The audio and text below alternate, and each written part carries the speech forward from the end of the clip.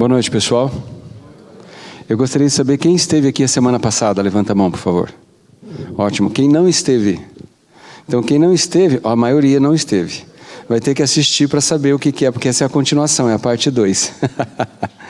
Não, mas a gente vai conseguir fazer isso aí. É um desafio enorme, em 45 minutos, falar sobre um tema tão grande como esse, do impacto da cultura contemporânea na identidade sexual dos filhos. Quer dizer, cada palavra dessa dá um seminário de final de semana. Então eu vou fazer uma coisa muito rápida, com algumas sugestões, e eu vou aproveitar e contar como foi o impacto da cultura na minha própria vida, na minha própria sexualidade, à medida em que a gente vai falando. Até porque eu sei que tem jovens aqui, eu acho que é legal ouvir um depoimento, né? E eu quero basear o que a gente vai falar num texto de Colossenses 2, 8 a 12. Eu vou ler na NTLH, porque eu gosto muito quando Paulo escreve em Cristo, 110 vezes nas cartas dele. Essa tradução coloca na nossa união com Cristo, unidos com Cristo. Eu acho isso muito importante. E diz assim: tenham cuidado para que ninguém os torne escravos por meio de argumentos sem valor que vêm da sabedoria humana. Essas coisas vêm dos ensinamentos de criaturas humanas e dos espíritos que dominam o universo e não de Cristo. Pois em Cristo, como ser humano, está presente toda a natureza de Deus. E por estarem unidos com Cristo, vocês também têm essa natureza. Isso aqui é uma chave, guarda isso aí. Está aqui uma chave para você passar para os seus filhos. Ele domina todos os poderes e autoridades espirituais. Por estarem unidos com Cristo, vocês foram circuncidados, não com a circuncisão que é feita no corpo. Circuncisão aqui é a troca de coração. Lá a profecia do Velho Testamento. Tirar o coração de pedra e colocar um novo. Mas com a circuncisão feita por Cristo, pela qual somos libertados do poder da natureza pecadora. Outra chave. Pois quando vocês foram batizados, foram sepultados com Cristo.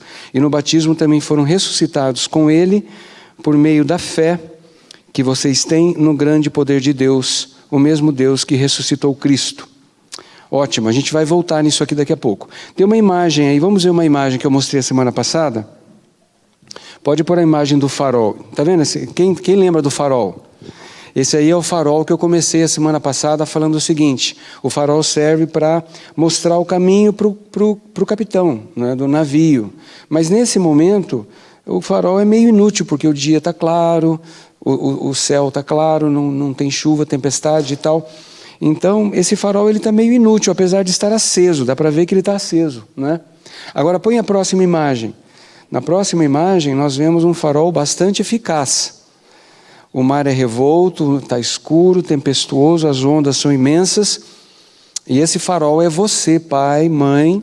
E esse oceano é o mundo em que seu filho, a sua filha está navegando. Então, essa é a hora de estar aceso. Mas aceso com o quê? Qual é a mensagem? Qual é a mensagem que nós vamos passar para os nossos filhos para ajudá-los a entender justamente o impacto da cultura contemporânea na identidade sexual dos filhos? Todo mundo conhece a história do sapo fervido? Vocês conhecem aquela história? Se você colocar um sapo na água fervendo, ele pula fora da panela. Mas se você colocar um sapo na água fria, colocar no fogo e for esquentando aos poucos, ele vai morrer cozido, porque ele não vai perceber. E é mais ou menos isso que aconteceu com a igreja, com a sociedade, em relação à infiltração, né, do inimigo na cultura para mudar o nosso sistema de crenças. Então, nós vamos ver um vídeo agora, e eu quero que você observe esse vídeo. Ele não tem nenhum diálogo, é só imagem. Eu quero que você preste atenção na mensagem desse vídeo.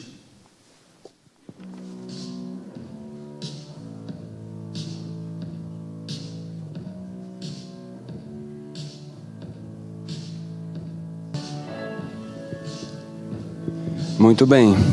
Quem já tinha visto esse vídeo antes? Poucas pessoas, né? Dá para conversar sobre esse vídeo um bom tempo. Mas esse é um exemplo de como a cultura faz um impacto na questão da identidade sexual, porque é um vídeo que mexe com as emoções. Você vê ali um tsunami de emoções. Você vê, daria para a gente ver aqui o que você sentiu ao ver o vídeo. Cada um aqui teria alguma coisa para contar, né? E esse tipo de informação tem sido jogada em cima de nós há muito tempo, há muito tempo. Então nós vemos aqui extremos, nós vemos um extremo. Primeiro, o pai aparece rejeitando um comportamento do filho. O filho usa um vestido, brinca com brinquedos de menina e quer usar o vestido. E o pai não quer que ele use e a mãe não se importa. Pelo contrário, ela até acha bonitinho, talvez. Isso aí já é parte do problema, que é um outro assunto a ser conversado. Por que um menino daquele tamanho está querendo usar vestido? Mas enfim.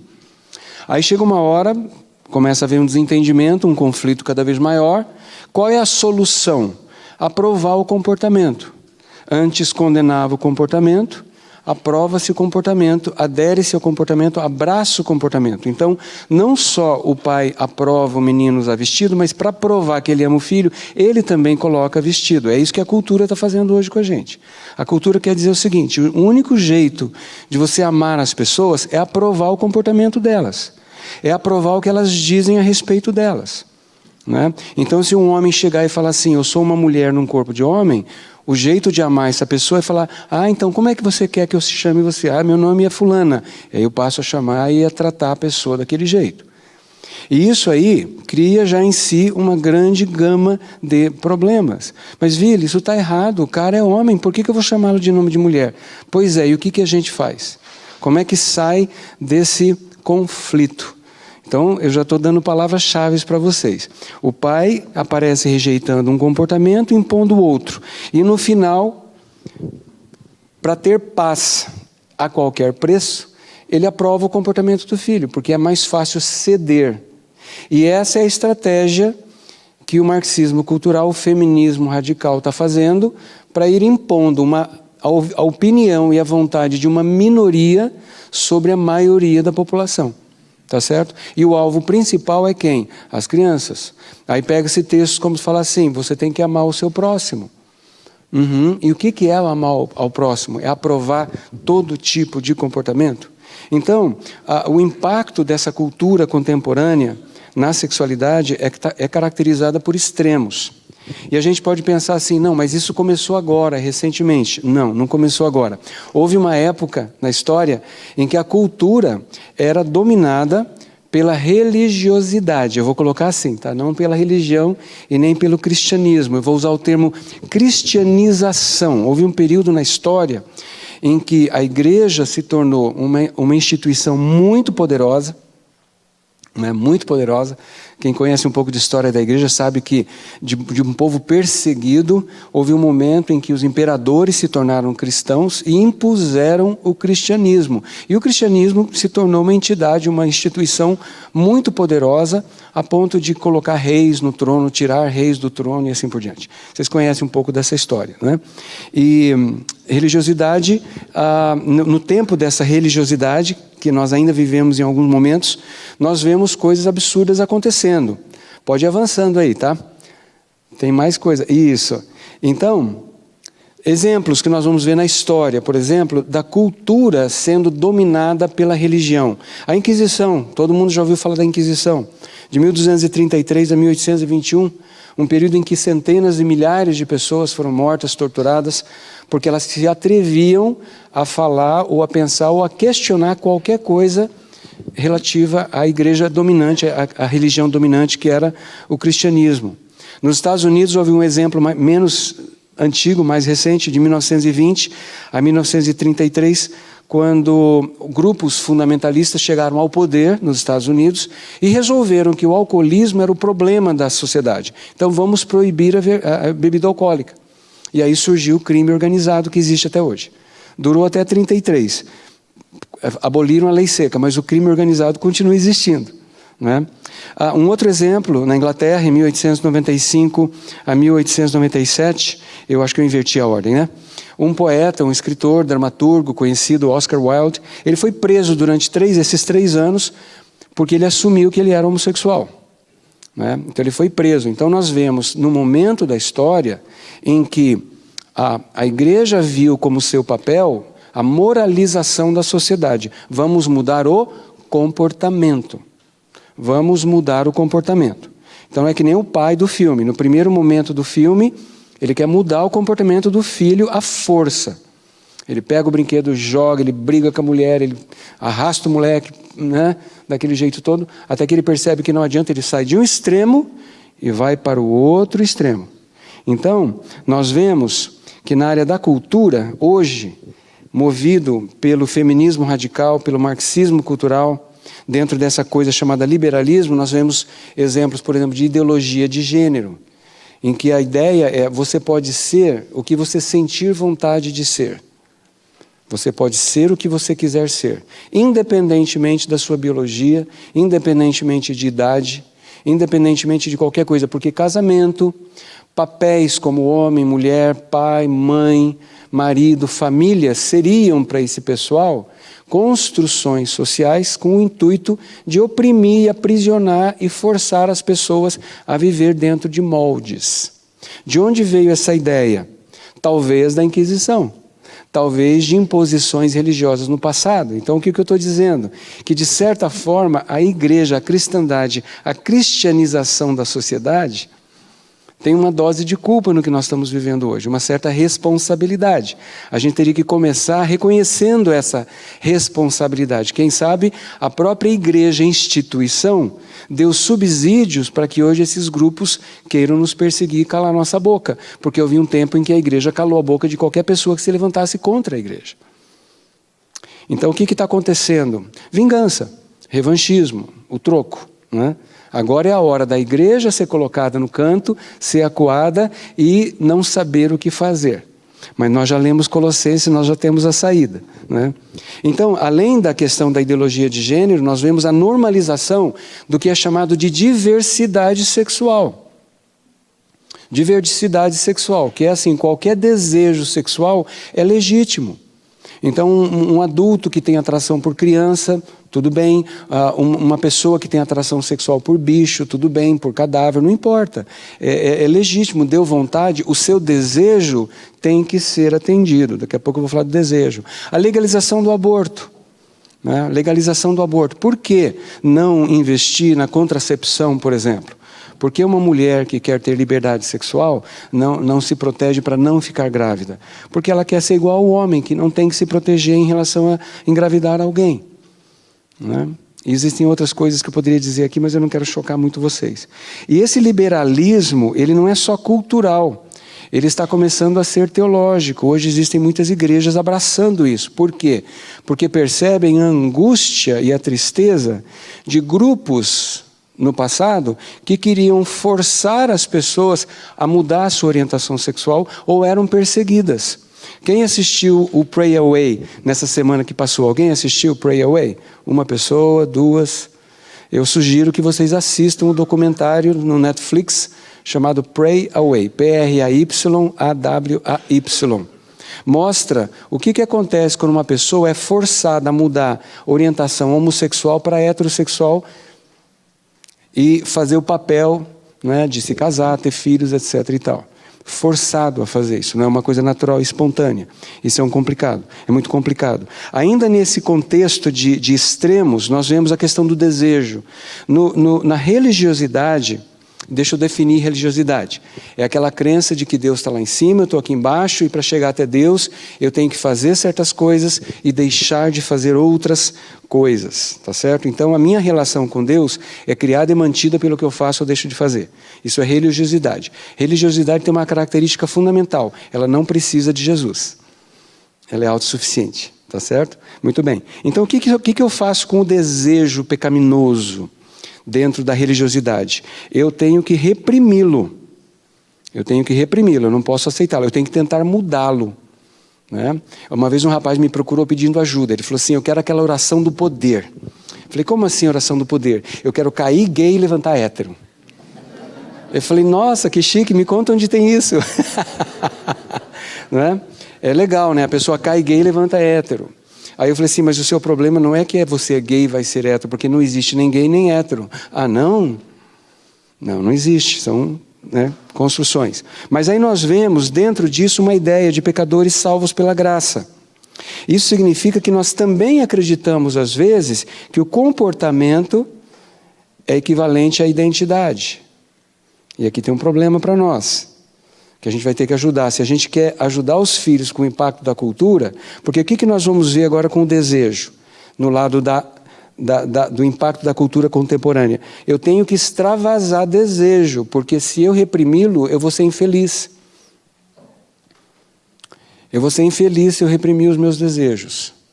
Olha que curioso, quando você está andando no shopping e você está sem dinheiro e você está passando naquela loja e vê aquela roupa, aquela bolsa, mulheres, bolsa, sapato. Falou em bolsa e sapato, a mulherada fica doida, né? Homem já é coisa mais cara, assim, motocicleta, né? Etc e tal. E você tem um desejo. Você reprime o desejo às vezes? Sim. E você sobrevive, né? É gozado isso, né? Quando você quer perder uns quilinhos, quem já tentou perder uns quilinhos aí? Você tem que reprimir desejo. Você já fez isso? Morreu? Não, não morreu, né? Mas quando chega na área da sexualidade, você não pode reprimir desejo. Por algum motivo, não é possível reprimir o desejo. Porque, agora, viver reprimindo o desejo sem tratar as causas, vai resolver o problema? Também não. Então nós estamos vendo que os dois extremos são complicados. Porque nessa turma aqui, o desejo também é identidade. Se eu perguntar para um rapaz que pratica homossexualidade, eu falo assim, quem é você? Ele vai falar assim, eu sou gay. Eu falo, mas por que você está dizendo que você é gay? Ah, porque eu transo com homem. Ah, tá, então o que você faz determina o que você é. Tá certo? Aí você é cristão, quem é você? Ah, eu sou um pecador salvo pela graça. Então o que você faz determina o que você é. Opa, temos algo em comum aqui. E aqui temos um problema que tem que ser resolvido. Outra área importante nisso aqui tudo é a questão do limite. O limite, dentro da religiosidade, que nós vemos ali naquele pai, ele é rígido. Ele é rígido. Os sentimentos e comportamentos pecaminosos devem ser reprimidos e punidos e castigados. E aí a gente tem um monte de versículo bíblico que prova isso por A mais B. Já no outro lado do liberalismo, os limites são inexistentes. A liberdade é vista como ausência de limites. Ser livre é fazer tudo o que eu tenho desejo, quando eu tenho desejo, do jeito que eu quero, com quem eu quiser. Essa é a definição de liberdade, né? Então, no lado religioso, sentir o desejo, reprima, se o desejo for pecaminoso, é claro. No lado do liberalismo, sentir o desejo, libere, faça. Ok? O relacionamento com Deus, como é que fica no legalismo e como é que fica na graça barata? Agora entrando um pouco mais já na esfera do cristianismo ou da cristianização. Deixa eu explicar o que é cristianização. É uma sociedade adotar valores e princípios cristãos sem ter Jesus. Ok? É uma sociedade receber a religiosidade cristã, a ética cristã, que é boa em si, é louvável, é interessante, não é?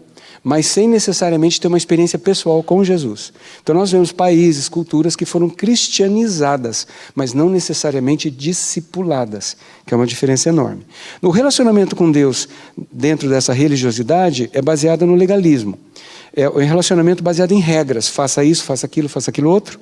E se você fizer isso, você vai ser bem sucedido. Se você não fizer, você vai ser mal sucedido. O fato é, quando você se comporta bem, você geralmente tem bons resultados. Então existe uma certa verdade aí sim, tá certo? Mas será que a relação com Deus é baseada no que eu faço ou deixo de fazer? Né?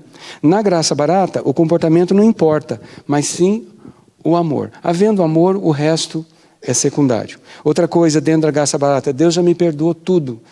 Passado, presente, futuro, quando Ele olha para mim, Ele não vê mais pecado. Isso é verdade. Também é verdade. Mas também é uma verdade parcial.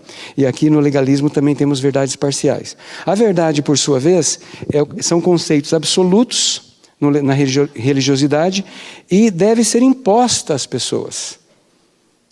Evangelizar é meio que forçar a verdade em cima das pessoas. Já nessa turma da graça barata, da igreja inclusiva, das igrejas que estão se abrindo para a comunidade LGBT, por exemplo, cedendo a várias imposições, a verdade passa a ser relativa. Cada pessoa vai criar a sua. Recentemente alguém falou que a Bíblia deveria ser ressignificada, né? Eu concordo que a Bíblia tem que ser estudada constantemente e nós temos que estar sempre atentos a novos ensinos e novas coisas que o Espírito Santo vai nos mostrando para conectar os pontos das Escrituras. Mas é muito perigoso dizer que ela deve ser ressignificada, porque você pode relativizar coisas que não podem ser relativizadas. Exemplo, sexualidade. Nós temos a biologia que Deus nos deu, por exemplo. Se você olhar a sua biologia, não há confusão na biologia. Não existe confusão nenhuma na biologia, é muito claro. Macho, fêmea, homem, mulher, pai, mãe, família, está claro. Não há o que ser discutido em termos de biologia. Por isso que a ideologia de gênero teve que divorciar o ser humano da sua biologia. Teve que dizer que o corpo não importa. Mas, paradoxalmente, não importa. Mas você vê militantes querendo que crianças de 4, 5 anos de idade comecem a tomar hormônio para mudar o corpo na sexualidade. Então, os argumentos são extremamente incoerentes, porque é uma confusão danada. Nós sabemos quem está por trás disso tudo, não é? E nós vimos ali, no texto de Colossenses, tenham cuidado para que ninguém os torne escravos por meio de argumentos sem valor que vêm da sabedoria humana. Essas coisas vêm dos ensinamentos de criaturas humanas e dos espíritos que dominam o universo e não de Cristo. Então, Paulo está alertando a gente há muito tempo já disso que nós estamos vivendo hoje. É sabedoria, tem muito conhecimento, porém humano, inspirado até por espíritos demoníacos que querem o quê? Roubar, matar e destruir. Não é? Muito bem, vamos continuar um pouquinho. Deixa eu fazer um rápido depoimento pessoal. Hoje de manhã eu estava terminando isso aqui e eu estava orando pedindo a Deus o que eu deveria fazer. E senti o seguinte: seja pessoal, mostre como que essa cultura impactou você. Então, deixa eu falar um negócio para vocês. Existe aquele versículo assim: ensine a criança no caminho que ela deve andar e até quando for mais velha não se desviará dele. Muito bem.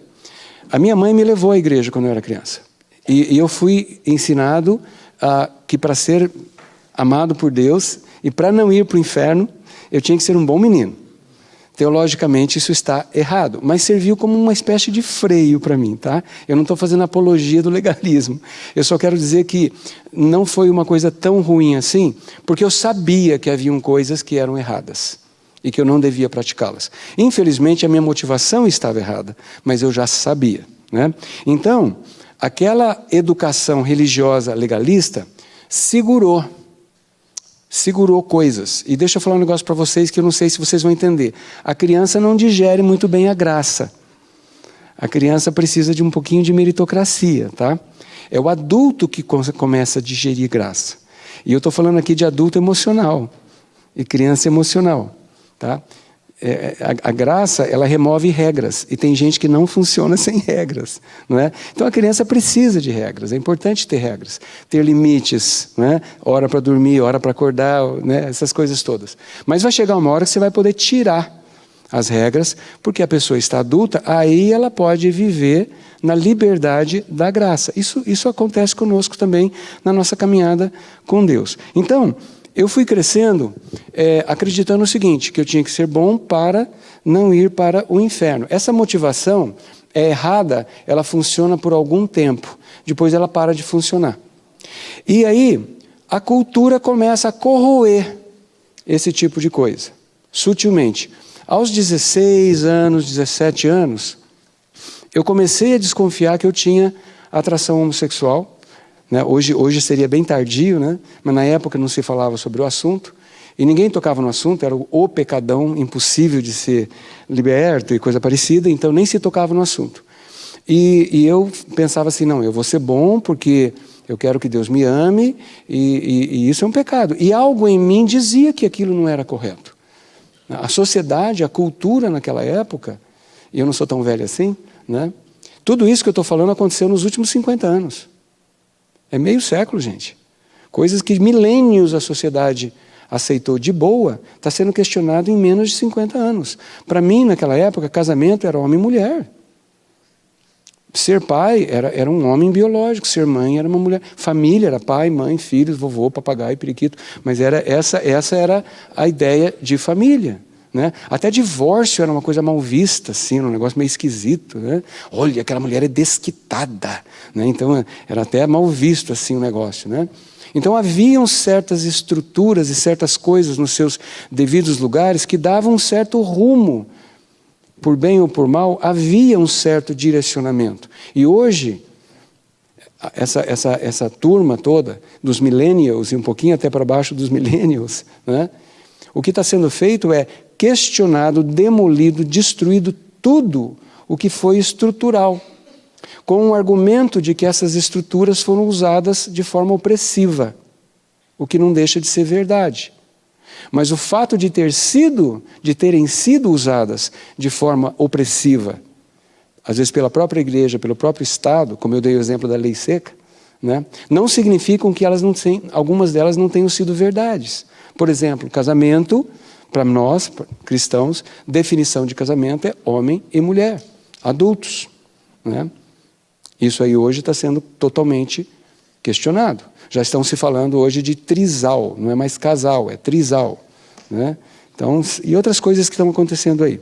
Aí quando chegou 1977, veio uma música da Debbie Boone. Debbie Boone era filha, ela é viva ainda, do Pat Boone. Pat Boone era um televangelista, tá? Um cantor televangelista, e ela lançou o primeiro álbum single dela em 1977. Isso foi 45 anos atrás. E a música era You Light Up My Life. Você ilumina a minha vida. Música linda. Se você procurar no Spotify, você vai achar essa música. E lá no meio tem uma sentença que diz assim: It can't be wrong when it feels so right. Eu vou traduzir para vocês.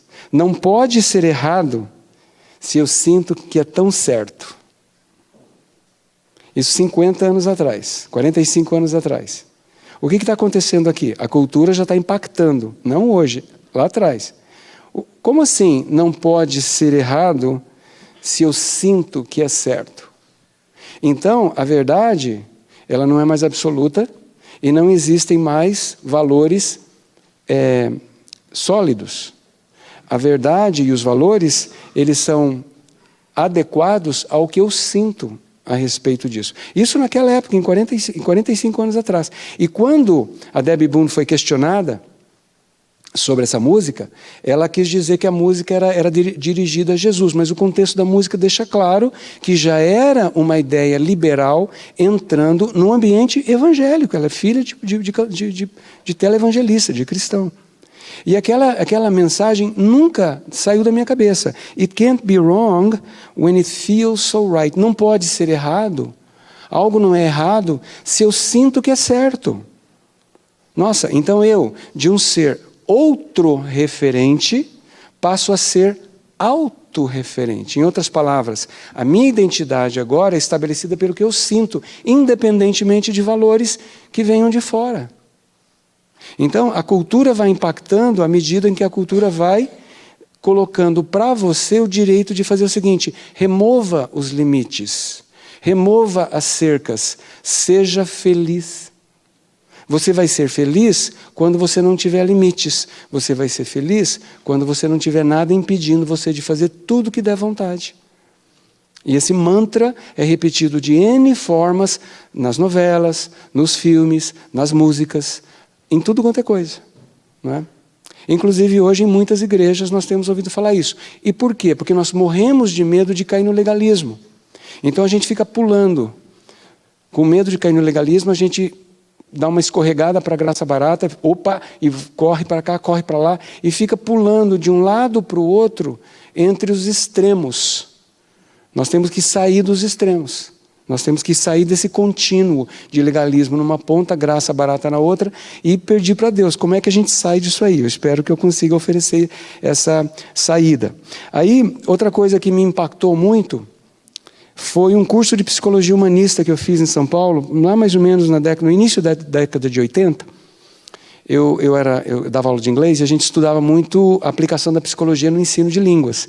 E um dos cursos que eu fiz em São Paulo foi o papel da psicologia humanista, que nada mais é do que uma psicologia que coloca você no centro do universo, né? E basicamente durante aquele curso, eu fiquei uma semana digerindo a seguinte ideia: você vai ser feliz quando você respeitar os seus sentimentos. Você vai ser feliz quando você respeitar os seus sentimentos. Observe que aqui você tem que entender que tem verdade misturada com mentira. Tá? Porque alguns sentimentos têm que ser respeitados, sim. Por exemplo, você reconhecer que você está triste porque você perdeu alguém, por exemplo. Você reconhecer que você está depressivo, são sentimentos que têm que ser respeitados e tratados, né? Você tem que reconhecer sentimentos. Agora, significa que eu abraço todos eles? Esse que é o problema, né? E essa mensagem é muito forte na psicologia contemporânea. Tanto é que hoje a maioria dos psicólogos... eu procurei um psicólogo mais ou menos nessa época, deve ter sido em 85 mais ou menos. Eu procurei um psicólogo cristão dizendo que eu tinha luta na homossexualidade, que eu queria ajuda. Ele falou assim: eu vou ajudar você a assumir a homossexualidade. Eu falei: mas como é que eu vou assumir uma coisa que está me destruindo? Né? Muito bem. Aí, em 82, saiu um filme, Making Love. Um filme inédito naquela época, interessante. Era um filme bem assim, quase que ingênuo, né? Não tinha nenhuma cena forte, nem nada como tem hoje. Mas basicamente a ideia era o seguinte: era um homem casado com uma mulher, um jovem médico, e ele, aparentemente no começo do filme o casamento deles era muito bom, mas à medida que o filme desenrola, você percebe que ele tem uma vida secreta, onde ele ocasionalmente flerta com homens, sem ter tido a prática, até ele conhecer um rapaz com quem ele acaba tendo um envolvimento. E o desfecho do filme é que finalmente ele deixa a esposa para ficar com esse rapaz. Né? O nome do filme é Making Love. Eu assisti esse filme em 82. Uma semana depois, eu comecei a frequentar o Falso Brilhante, que é um bar que ficava na Higienópolis, onde hoje é o Vila Fontana. Vocês conhecem? Alguém lembra daquele lugar? Não precisa falar, não precisa falar. O que eu estou falando para vocês? As minhas defesas, as minhas barreiras foram caindo com o impacto da cultura. E isso é inevitável, sabe por quê? Porque eu não aguentava mais a religiosidade. Eu não aguentava mais o extremo do lado de cá. E aí o extremo do lado de lá começou a ser muito atraente para mim. Porque eu queria poder tirar a máscara, eu queria ser autêntico. Eu não aguentava mais, na igreja, o pessoal que me apresentar moças para eu namorar. Porque todo mundo da minha faixa etária já casando e namorando, e eu nada, e nada, e nada. Né? Vocês estão entendendo o que eu estou falando? Então nós vemos que a cultura, ela teve uma mudança de eixo. Antes a cultura era muito influenciada pela religiosidade, pela cristianização, e não é uma coisa ruim em si, mas o problema é que não leva necessariamente as pessoas a um relacionamento pessoal com Deus. E hoje o pessoal cansou desse tipo de coisa e está migrando em massa para um outro extremo, que é em nome do amor e de uma graça até um pouco irresponsável, né? Porque Paulo, escrevendo a Tito, ele fala que a graça que se manifesta salvadora a todos os homens nos ensina a viver uma vida piedosa, né? Então, eu estou contando essa história pessoal minha, porque isso aconteceu tudo 40 e poucos anos atrás. E por causa dessa corrosão das minhas defesas, que eram baseadas em legalismo e medo de inferno, eu cedi e fui à prática homossexual. Não demorou muito, eu já estava um pouco insatisfeito, eu estava um pouco cansado daquilo tudo, porque eu percebia que não era bem aquilo que se falava. No começo eu achei interessante a beça, porque eu pude tirar a máscara, eu pude ser autêntico, e eu pude ser amado por pessoas, amado no sentido de ser aceito e recebido, por pessoas que falavam assim: não, você é como eu encontrei a minha turma, eu encontrei um lugar onde eu poderia experimentar. Se andarmos na luz, como Ele na luz está, temos comunhão uns com os outros. Esse lugar tinha que ser a igreja, né? Esse lugar tinha que ser a igreja. A igreja tinha que ser o lugar onde eu pudesse tirar a minha máscara e falar das minhas lutas, e eu não ser jogado nem de um extremo nem para o outro, mas ter mudado de patamar. Tá certo? É isso que precisa acontecer. Até aí tudo bem? Eu estou olhando o relógio aqui para não passar do tempo, porque eu quero dar tempo para perguntas. Então, esses dois extremos, e vejam, eu estou colocando a religiosidade como algo negativo, tanto quanto esse liberalismo que nós estamos vivendo hoje, porque talvez parte do liberalismo seja resultado da religiosidade. Tá certo? Então isso é um negócio muito sério para nós como igreja, né? Então o impacto desses extremos tem algumas coisas. Ambos misturam verdades com mentiras. Por exemplo, será que é bom uma sociedade restringir, ou pelo menos controlar, ou pelo menos ajudar as pessoas a não beberem em excesso? É bom, mas impor isso e transformar em lei não vai resolver. Uma vez eu estava visitando a Alemanha com a minha mãe e nós fizemos um pequeno passeio da Alemanha até a Suécia, ou até a Noruega, não lembro agora qual país que foi. E eu não sei se é Suécia ou Noruega, eles têm um problema seríssimo de alcoolismo. Muito grave, muito grave. Então, o imposto sobre a bebida é altíssimo, é assim um negócio absurdo. É muito caro. É muito caro, é caro pra caramba. Então, o que o pessoal faz? Eles fazem esse passeio de barco com a gente, porque a bordo eles podem beber à vontade, e é barato, porque na Alemanha a bebida é barata. Então, nós estávamos num navio cheio de suecos, trêbados. Se bem que sueco bêbado é bonzinho, não é tão ruim assim não. Mas, enfim, você via o quê? Eles criam uma lei num lugar... Não adianta, é como falar assim, eu vou fechar todos os prostíbulos, vai acabar com a prostituição? Não vai acabar com a prostituição. O papel da igreja não é moralizar a sociedade, o papel da igreja é fazer discípulos. O papel da igreja é fazer discípulos. Né? Outro argumento interessante nesse lado de cá, né, do liberalismo, é o argumento da justiça social. A Bíblia fala de justiça social, mas antes de falar em justiça social, a Bíblia fala de justiça espiritual, que é outro nome para justificação, que é mudança de coração. Você não tem justiça social verdadeira se você não tiver corações transformados.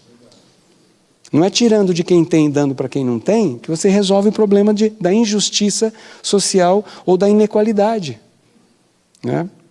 Então são coisas que você vê, tanto de um lado como de outro, existem verdades misturadas com mentiras, causando confusão, especialmente para o jovem, porque os argumentos são muito convincentes. Você chega numa sala hoje de história, o professor treinado chega lá e mostra como a igreja tratou as pessoas durante a Idade Média. E o pior é que nós temos alguns exemplos ainda hoje, de igrejas que estão devorando as ovelhas. De vez em quando sai escândalo na mídia. Né? Então, por que misturar mentira com verdade? Porque funciona. Como é que o pescador pesca? Ele disfarça o anzol, ele esconde o anzol dentro de uma minhoca, para o peixe pensar que é só minhoca. Eu falei isso a semana passada. Como é que Adão e Eva caíram? Como é que eles pecaram? Eles eram pecadores? Eles tinham natureza pecaminosa depois de serem criados por Deus? Claro que não. Se eles foram criados à imagem e semelhança de Deus, eles não podiam ser pecadores. Então como é que eles pecaram?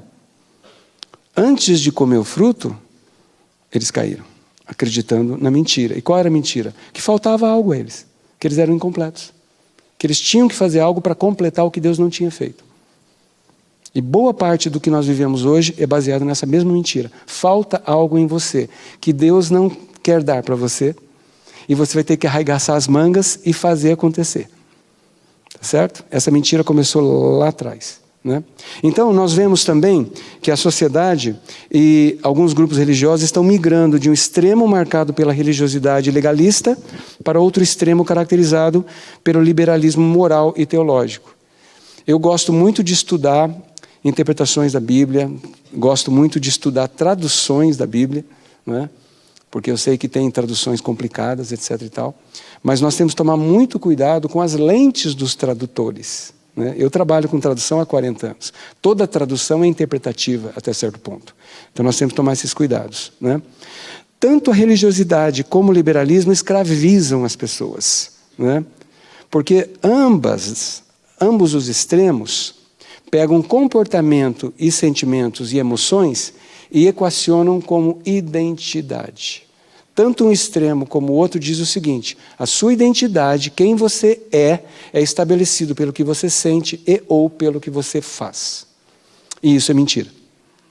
A sua identidade não é estabelecida pelo que você sente, a sua identidade não é estabelecida pelo que você faz. A sua identidade é estabelecida pelo que você nasce. É o seu nascimento. Tá certo? Olha o que Colossenses 2,8 fala. Tenham cuidado, vou repetir esse texto. Para que ninguém os torne escravos por meio de argumentos sem valor, que vêm da sabedoria humana. Essas coisas vêm dos ensinamentos de criaturas humanas e dos espíritos que dominam o universo e não de Cristo. Então, você é cristão, você tem que entender que Cristo habita em você. Eu gosto do texto NTLH, porque você foi unido a Cristo. E se você foi unido a Cristo, você está vivo. E você, jovem cristão, é um vivo num necrotério espiritual. As pessoas lá fora, se elas não têm Jesus, elas não têm vida. Então você não é igual a elas. Então não espere ser aceito por elas. Não espere que elas amem você. Elas vão amar você quando você abrir mão dos seus valores e você abraçar os valores deles, que é o que a sociedade e a cultura está impondo hoje. Tá certo? Vocês viram o furdum que deu essa história do aborto da menina que teria sido supostamente estuprada, mas não foi. Né? A confusão que está gerando isso aí. Por que não esperar ter o bebê e dar para adoção? Por que não poderia ser feito isso? Né? Tentaram fazer isso, mas não havia jeito. Porque as feministas radicais não aceitam de forma alguma, elas querem ter o direito de abortar. Então nós temos algumas propostas e algumas chaves no restante de Colossenses para terminar. Tá? Eu quero colocar duas coisas importantes. A primeira delas, que eu vejo que Deus nos dá o escape, né? Nos dá uma saída. A primeira delas é sair desse contínuo dos extremos, legalismo versus liberalismo, onde a identidade é definida pelos sentimentos e comportamentos. Então nós temos que falar abertamente sobre sentimentos e comportamentos. Então se você tem um filho que chega e pode falar, pai, mãe, vó, avô, tio, tia, eu tenho atração homossexual, eu sou gay, peraí, vamos conversar sobre isso. Você tem emoções, você tem sentimentos. Eles não definem quem você é. São emoções, são sentimentos, são desejos. Eles vêm, eles vão. Inclusive existe uma idade um pouco comum, na idade da puberdade, em que não é incomum um adolescente ter dúvidas sobre a sua orientação sexual. Mas geralmente passa, na maioria dos casos passa. Então nós temos que conversar sobre isso, mas nós temos que dizer o que é que define quem você é. Quem define o que você é? É o seu professor liberal de biologia, não é? Ou é o seu criador? E você tem que aproveitar a janela que você tem. Aquele período da vida dos seus filhos que você ainda tem influência sobre eles, para colocar essas ideias, não impor as ideias legalisticamente, mas discutir essas ideias de forma racional. Lembra da historinha do fogo que eu falei a semana passada? O fogo é bom ou ruim? Depende se ele está dentro ou fora de limites. Então, nós temos que sair desses dois extremos, onde, em ambos os casos, a identidade é definida pelo sentimento e comportamento, e migrar para o evangelho completo, onde a identidade é definida pelo nascimento espiritual, ou o novo nascimento espiritual. E Paulo fala disso aos Coríntios quando ele fala do primeiro Adão e do último Adão. Você nasceu da primeira vez, inserido no primeiro Adão, espiritualmente morto. Você renasceu da segunda vez, inserido em Cristo, o último Adão, que agora é a sua vida. Então agora você é um ser vivo, espiritualmente falando. Então qual orientação tem que mudar? Não é orientação sexual, deixar de sentir pedofilia, desejo de pedofilia ou de adultério ou vício de pornografia. Primeiro você tem que entender quem você é na sua orientação espiritual. Você é morto ou vivo? E uma vez que você é vivo, o vivo cresce, amadurece e experimenta mudanças, à medida em que a mente é renovada. Romanos 12, 1 e 2. Aqui Paulo está falando o seguinte, não deixe que a cultura continue impactando você. Permita que a sua mente seja transformada à medida que você entende quem você é. Né? Olha só que interessante. Em qual Adão você está? Colossenses 2, 9 e 10 diz assim, pois em Cristo como ser humano está presente toda a natureza de Deus. Versículo 10, e por estarem unidos a Cristo, com Cristo, vocês também têm essa natureza. Uau! Eu tenho a natureza. Ah, mas eu não faço tudo que Deus... Eu sei, eu não estou falando do que você faz ou deixa de fazer, eu estou falando do que Deus fez. Ele está dizendo que em Cristo você tem essa natureza. Começa aí, esse é o ponto de partida. Quem sou eu? Filho amado de Deus, eu tenho o DNA espiritual de Deus. Eu sou espiritualmente vivo. Agora eu posso crescer, amadurecer, me desvencilhar das mentiras, me despir e me vestir com novas informações. Novas crenças, ter a minha mente renovada. E à medida que a mente é renovada, o comportamento acompanha a renovação da mente. Então a mudança de comportamento, né, a moralização comportamental vai ser resultado da transformação do morto para o vivo. É isso que o teu filho tem que saber. Reprimir comportamento apenas, dizer que não pode, que é pecado, não vai funcionar. Isso a gente já falou semana passada. Né? Então a identidade espiritual é fundamental que a nossa turminha precisa saber. Eles precisam saber quem eles são em Cristo. Eles precisam saber que cristão não é alguém que é bonzinho. Cristão é alguém que entendeu que não tinha vida e que recebeu Jesus como vida. Não é? Eu lembro uma vez o pastor Glenn estava pregando, a Carmita quase teve um passamento. Você lembra? Lembra, Carmita? Ele pegou um bebê, era um batismo, não era um batismo, era uma apresentação. Era uma apresentação. E ele pegou o bebê assim na mão, lembra? E a Carmita ficou no cantinho ali, encolhidinha. E aí o pastor falou assim, isso aqui é uma cobra. Lembra, pastor? E é verdade, você gerou filhos espiritualmente mortos. Filhos espiritualmente mortos. Eles têm que saber disso, para que eles entendam que eles precisam de vida, e que vivos nesse necrotério espiritual, eles serão odiados por serem vivos. E aí eles não vão buscar aceitação desses mortos. Isso é muito importante, porque como que eu vou enfrentar esse impacto? E já passei do meu tempo, vou terminar o segundo. Então, igreja, qual é o evangelho que nós vamos ensinar? Será que o nosso evangelho vai reprimir ou liberar comportamento? Nenhum deles.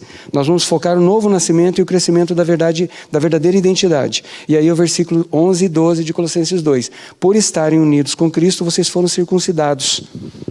Não com a circuncisão que é feita no corpo, é a troca de coração, de natureza espiritual, mas com a circuncisão feita por Cristo, pela qual somos libertados do poder da natureza pecadora. Então, como que Deus me liberta da natureza pecadora? Ele arranca o pecado, eis o Cordeiro de Deus que tira o pecado do mundo, e aquele que não conheceu o pecado, ele fez pecado por nós, para que nele fôssemos feitos justiça de Deus, e ele nos dá a sua natureza. Paulo deixa isso explícito aqui. Pois quando vocês foram batizados, foram sepultados com Cristo, e no batismo também foram ressuscitados com ele por meio da fé. Da fé que vocês têm no grande poder de Deus, o mesmo Deus que ressuscitou Cristo. Então, a cultura vai deixar de ter um impacto sobre mim quando eu não ficar mais preso nem no extremo da religiosidade e nem no extremo do liberalismo, mas eu for levado à verdadeira identidade com Cristo. Aí eu entendo que eu sou um ET. Eu sou um extraterrestre, estou assentado nos lugares celestiais com Cristo, ao mesmo tempo que eu estou aqui, sendo luz e sal nesse mundo tenebroso. Conclusão, isso vai nos levar a ser rejeitados, mas pelo motivo certo. Você vai ser rejeitado não pela intolerância religiosa, você vai ser rejeitado por simplesmente ser luz. Né? Seremos, então, farol eficaz para nossos filhos e filhas. E para essa turma que está procurando orientação, está precisando de orientação. Então o que o jovem precisa? Nem uma igreja legalista e nem uma igreja de graça barata. Os dois extremos não vão ajudar nem um pouco. Eu nem sei qual é o pior, para falar bem a verdade. Mas nós precisamos do poder da ressurreição de Cristo. Aquilo que Paulo falou, quero conhecer a Cristo e o poder da sua ressurreição. E finalmente, seremos esperança para aqueles que estão famintos e sedentos, cansados da morte e querem vida. Amém? Perguntas? Passei um pouquinho do horário, 5 minutos. Quem tem perguntas a fazer? Vili, no começo você falou de uma minoria. Você sabe o número mais ou menos, que eu acho que eles vão ficar curiosos. Então, até pouco tempo atrás, a porcentagem assim, de pessoas, né, dentro da homossexualidade era em torno de 4% a 6% da população. Alguns chegam a 10%, mas mesmo assim é uma minoria. Mas os números, assim, o pessoal militante diz que é muito mais. Né? Eles gostam de dizer que todo mundo é homossexual. Na verdade, todo mundo é potencialmente homossexual. O fato é, se você for liberal e começar a experimentar tudo, você pode aprender a gostar. Mas o que eu disse na semana passada foi, se um rapaz ou uma moça não tem essa inclinação, dificilmente ela vai permanecer nesse tipo de comportamento. Sim? Vili, você falou que a igreja pode ajudar e os pais devem ter essa identidade para os filhos. Como que a gente pode ajudar os nossos filhos a serem aceitos? Porque hoje o mundo é muito mais tentador e um dos conflitos das adolescências é realmente ser popular e aceito. E muitas vezes em ambientes de regras e de limites, eles confundem esses limites com o não amor. Certo. E aí, como que a igreja pode ser mais verdadeira e como que nós pais podemos ser mais honestos conosco mesmo, né? Para eles entenderem que essa imposição de limites não se trata de ódio ou que eles vão ser aceitos, né? É um desafio enorme, porque existe uma idade, nós precisamos muito da aceitação. É muito importante para o nosso desenvolvimento nos sentirmos aceitos. E o primeiro lugar que eu preciso ser aceito é na minha casa. Meu pai, minha mãe, meu irmão mais velho e tudo mais, meu ambiente. Daí chega um momento em que ele vai para a escola e tal, não sei o quê, eu preciso ser aceito pelos pares. Nessa altura do campeonato, o meu filho, a minha filha já tem que saber o seguinte: primeiro, você não vai ser aceito, você não precisa ser aceito por todo mundo. Eu acho que a primeira coisa que nós temos que ensinar é o seguinte: não é necessário que todo mundo goste de mim. Não é necessário que todo mundo goste de você. Vai ter gente que não vai aceitar você, a menos que você ceda às coisas que eles querem. Aí você tem que saber o que você quer, quem você é, no que você acredita e correr o risco, inclusive, de perder amizades por isso. Isso eu acho importantíssimo. Os filhos cristãos entenderem que há um preço a ser pago. O jovem cristão, ele que for firme na fé dele, ele não vai ser aceito na escola por todo mundo. Mas vai ter gente lá que o aceita. E talvez aqui seja uma estratégia das igrejas criarem grupos sólidos de jovens nas suas igrejas, que saibam quem são em Cristo, aonde eles dão o apoio e o suporte uns para os outros, para que eles possam enfrentar a rejeição na escola. Né? Chega uma idade em que a gente supera essa necessidade. Você tendo 2 a 3 pessoas que te dão apoio, basta, mas como passar por aquele tempo turbulento, né, onde você quer muito ser aceito? Quantos jovens começam a fumar e usar drogas, não porque eles querem fumar e usar droga, mas eles querem ser aceitos pela turma, e a turma toda está fazendo isso? Quantos jovens perdem a virgindade, não porque querem perder a virgindade, mas querem ser aceitos? Inclusive eu falei do filme Homens, Mulheres e Filhos, um filme que vocês deveriam assistir.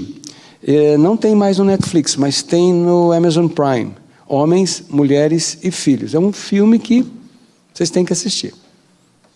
Tudo isso que a gente está falando está lá nesse filme. Tá? Então é um grande desafio isso, mas eu creio que o ponto de partida é: qual é a boa notícia do Evangelho? A boa notícia do Evangelho é que Jesus não veio exigir mudança de comportamento. Jesus veio nos dar uma nova natureza. Amém. E a nova natureza, por sua vez, produz mudança de comportamento. Amém. E a nova natureza me diz claramente, explicitamente na Bíblia, que eu vou ser perseguido por ser uma nova criatura. Que eu vou ser perseguido. Ele garantiu isso. Né? E então, os nossos filhos têm que ser preparados para a rejeição. Mas também criarmos ambientes onde eles sejam aceitos quando eles tomam uma posição firme. Então é um desafio duplo, né? Dentro da família, dentro da igreja. Espero que tenha respondido. Mais alguém? Ô, Vili, eu estava pensando aqui, acho que até linkando um pouquinho com a pergunta do Hamilton, como que a gente pode criar dentro da igreja, né, esse ambiente onde a gente pode se desnudar diante do outro, de forma prática?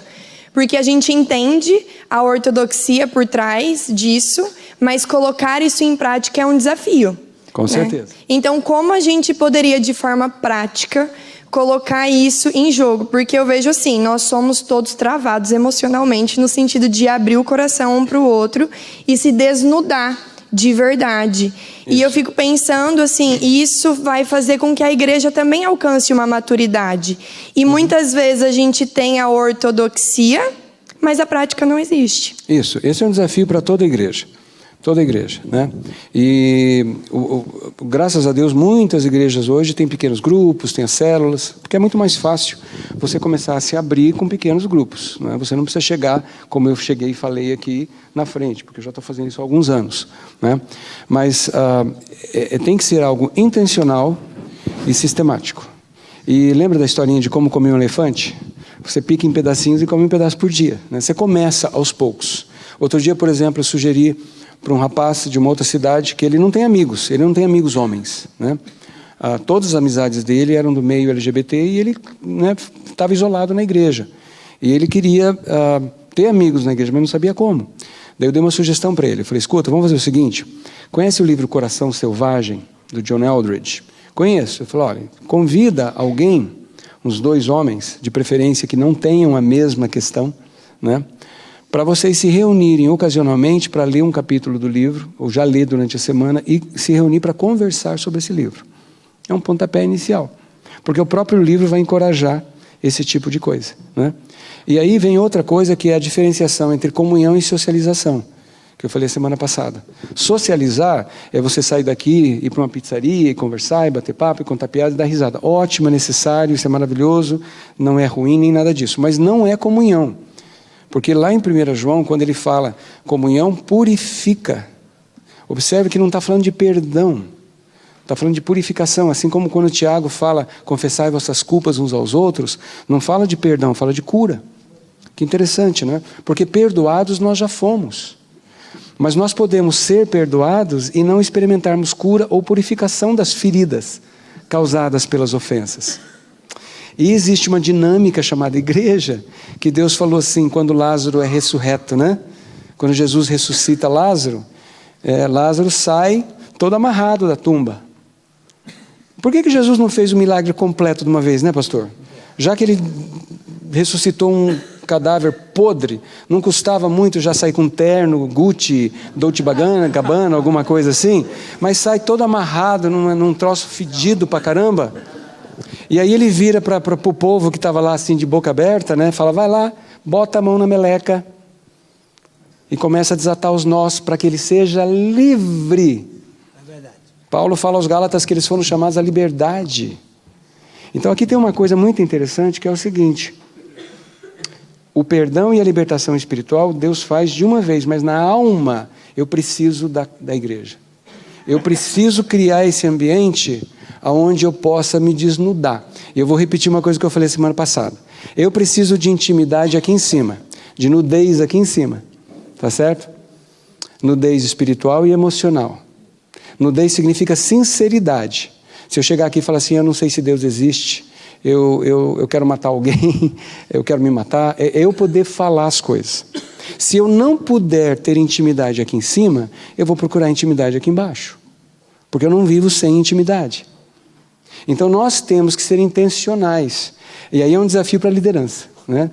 Então o líder do pequeno grupo tem que dar o exemplo, tem que chegar e falar, gente, eu quero começar a praticar, eu quero contar uma luta que eu tenho, eu quero abrir com vocês uma área onde eu ainda estou patinando, onde eu ainda patino na minha caminhada com Jesus, né? Eu tenho problema com, outro dia um rapaz falou assim, eu ainda minto muito, eu exagero tudo que eu falo, né? Então, são pequenos passos, você não chega e abre tudo de uma vez, mas você começa, e vocês fazem um pacto, que aquilo que for contado ali, aquilo que for falado ali, vai morrer ali. Aí você vai poder cobrir com o manto do amor aquela pessoa, né? Claro que isso tem que ser feito com discernimento, com cuidado, com um grupo, não uma pessoa só com a outra, porque se os dois tiverem a mesma luta na mesma área da sexualidade, pode haver algo indevido entre eles. Mas eu digo assim, de 3 a 4, 5 pessoas, que têm um propósito de crescer na sua maturidade com Cristo. É um desafio, mas é algo que pode acontecer, tá? Graças a Deus eu tenho um grupo assim hoje. Mais alguém? Sim. Vili, você entrou no bar devagarzinho. Uhum. Como é que você saiu do bar? Desculpe, eu entrei aonde? No bar? No bar. Não entendi. O bar que você frequentou. Então, é que eu não lembrei o nome do local. Que eu não passava lá na porta. Falso Brilhante. Falso Brilhante. Você entrou devagar. E como você saiu? Esse é o seu testemunho. Como que eu saí? É muito simples. Aquilo que eu estava procurando e não estava encontrando onde eu estava procurando, veio ao meu encontro. Né? E de várias formas. E não foi... Se alguém perguntar assim, que dia você se converteu? Eu lembro de vários episódios na minha vida em que eu fui impactado de uma forma ou de outra com verdades que foram libertando aos poucos. Né? Eu vou dizer uma coisa para vocês. Eu acho que o pecado mais difícil de tratar é a religiosidade, é o legalismo, é a justiça própria. talvez mais difícil para mim foi eu aprender a abrir mão da crença de que eu faria ou deveria fazer algo para agradar a Deus e ser aceito por Ele, do que deixar o comportamento da homossexualidade. Por exemplo, eu vim aprender sobre o novo nascimento com o pastor Glênio aqui, na Igreja Batista. Aconteceu assim, eu estava envolvido na prática da homossexualidade na ocasião, eu estava começando história na faculdade, bem no comecinho, no primeiro ano ainda, e eu fui numa calorada, naquelas caloradas da UEL que o povo pinta e borda, e fizeram um tambor de bebida misturada lá e botaram coisa no meio. Eu tomei, passei mal, bati o carro e tal. E no dia seguinte meu tio morreu. Aí eu estava lá no funeral do meu tio, olhando para o cadáver e pensando assim, eu podia ter morrido. E naquele momento eu pensei assim, o que vai acontecer comigo? E aí uma amiga minha falou assim, procurei, ela era colega de seminário, eu tinha deixado o seminário depois que eu me envolvi com outro seminarista de outro seminário, né? Ela falou assim, você precisa falar com o pastor. Eu falei, não, mas eu não vou lá na minha igreja. Não, eu levo você num pastor de uma outra igreja. E ela me marcou um horário com o pastor Glênio, e eu vim conversar com ele, ele falou do novo nascimento para mim. E eu falei, como é que é? Nascer de novo? O que é isso? Eu nunca tinha ouvido falar direito. Claro que estava na Bíblia, eu nunca tinha prestado atenção. Porque o legalista não presta atenção nessas coisas. Mas para mim foi uma das experiências fundamentais entender, foi o começo de uma compreensão seguinte, que Deus está mais interessado em mudar a minha orientação espiritual. E como que eu saí desse meio? Eu saí do meio não porque Deus falou, você tem que sair desse meio. Eu saí do meio porque as pessoas que estavam lá já não tinham mais convivência comigo, porque eu só queria falar do amor de Deus. Eu já não queria mais interagir das formas como eles interagiam, eu já não queria mais beber demais, eu já não queria mais me envolver sexualmente com ninguém. Então, pararam de convidar para que eu saísse com eles, e eu comecei a ter desejo de estar com pessoas que crescem na mesma coisa, que acreditassem na mesma coisa. Então, Deus nunca pediu que eu mudasse comportamento. Deus pediu que eu aceitasse o amor dele. E o amor de Deus é o próprio Deus. E o próprio Deus é o alimento que a gente procura, né? Espero ter respondido.